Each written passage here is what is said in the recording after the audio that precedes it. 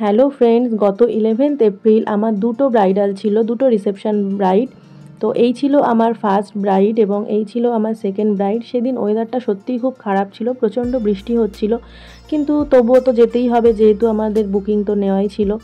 তো তারপর দেখো এই বৃষ্টির মধ্যে আমার বাড়ির সামনেই এত জল জমে গেছিলো যে ওখান থেকে দীপিকাকে পুরো লাফ দিয়ে পার হতে হলো, আর আমিও লাফ দিয়ে পার হলাম। তো তারপরে যাই হোক টোটো দাঁড় করানো ছিল একটা, কারণ আমি দুটো ব্রাইড থাকলে বা দূরে কাজ থাকলে আমি অবশ্যই সঙ্গে টোটো বা অটো রাখি, কারণ টাইমিংটা মেনটেন করাটা একটা খুব ইম্পর্টেন্ট ব্যাপার।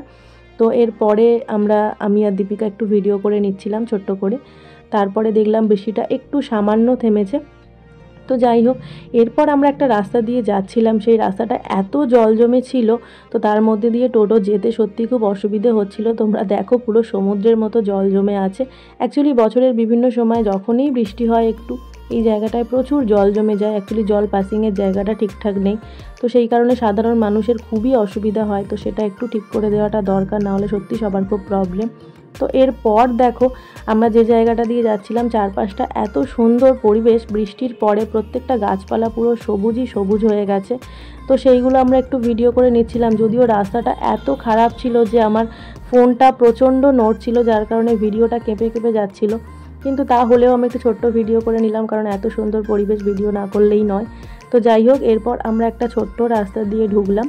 ব্রাইডের বাড়ির কাছাকাছি একটা রাস্তা আছে, তো সেটা দিয়ে ঢুকলাম। প্রায় চলে এসেছি ব্রাইডের বাড়ি, আর দেখো আবার ফের জোরে বৃষ্টি শুরু হয়ে গেছে। তো যাই হোক, অসুবিধা নেই, আমরা চলে এসেছি। আর এই ছিল আমার ব্রাইডের বাড়ির গেট। ওই যে সামনে রাস্তাটা দেখতে পাচ্ছ, ওইটা দিয়ে আমরা ঢুকবো। তো ঢুকে গেলাম। একটা ছাতার মধ্যেই আমি আর দীপিকা যাওয়ার চেষ্টা করছিলাম, তাতে একটু একটু ভিজে যাচ্ছিলাম।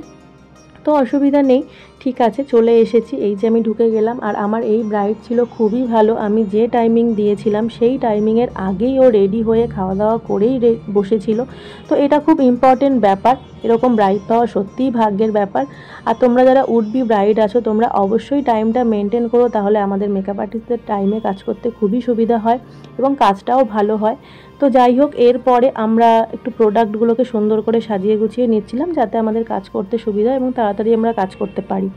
এরপর ওকে শাড়িটা পরিয়ে একেবারে রেডি করিয়ে বসিয়ে দিলাম। তো এই ছিল ওর নর্মাল লুক। এরপরে ওর মেকআপটা করতে শুরু করলাম। দেখো আমি একটু ফেসে কাজ করছিলাম, একটু হেয়ারে কাজ করছিলাম, যাতে তাড়াতাড়ি হয়, তাই দুটোই একসাথে করছিলাম প্রায়। আর এরপরে আমি ওর আই মেকআপ করছি। তো ওর আই মেকআপও প্রায় অলমোস্ট কমপ্লিট। দেখো প্রায় মেকআপও কমপ্লিট, সব কিছুই প্রায় হয়ে গেছে। এবার এরপরে আমি একটু ফাইনালি ওর একটু কলকা করে নিচ্ছিলাম, যেহেতু রিসেপশন ব্রাইড তাই ছোট্ট কলকা করছিলাম। আর দেখো ওর মেকআপ অল ওভার কমপ্লিট। একটু ছোট্ট ছোট্ট কাজ যেগুলো ছিল জুয়েলারি পরানো, তো সেগুলো করলাম। আর এই ছিল ওর ফাইনাল লুক। দেখো ওকে কত মিষ্টি লাগছে, আমার ওকে খুব সুন্দর লাগছিল। তো ওর মেকআপটা ছিল ওয়াটারপ্রুফ, সেই ওয়াটারপ্রুফ মেকআপের একটা ছোট্ট ভিডিও আমি অবশ্যই পোস্ট করব। ও খুব ভালো রিভিউ দিয়েছিল। তো ওকে তারপর টাটা জানিয়ে চলে গেলাম সেকেন্ড ব্রাইডের বাড়ি। আর আমার টোটোও চলে এসেছিলো। দেখো আমি আবার টোটোয় উঠে গেছি, আমি আর দীপিকা দুজনে আবার ফের যেতে শুরু করেছি। এই যে দুজনে আবার একটু ভিডিও করে নিলাম, তো চলে আসলাম। তারপরে দেখো যে রাস্তাটা দিয়ে যাচ্ছিলাম সেই রাস্তাটা ছিল আরোই খারাপ।